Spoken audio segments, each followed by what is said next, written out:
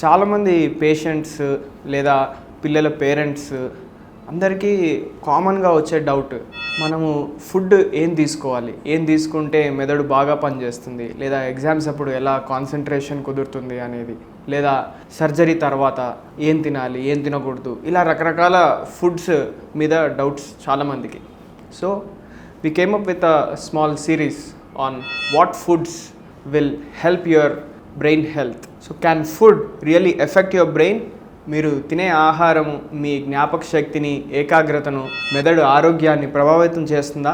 చాలామందికి దీని గురించి సరైన అవగాహన ఉండదు. మన మెదడు మన శరీరంలో అత్యధిక శక్తి ఉపయోగించే అవయవాల్లో ఒకటి.